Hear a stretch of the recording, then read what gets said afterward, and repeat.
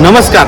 भारतातील सर्वात मोठे कृषी प्रदर्शन पुण्यातील मोशी येथे भरलेले आहे. या कृषी प्रदर्शनामध्ये भारतातीलच नव्हे तर जगभरातील अनेक उद्योजक, शेतकरी आपले नवनवीन प्रोडक्ट्स, आधुनिक टेक्नॉलॉजी हे घेऊन येत असतात.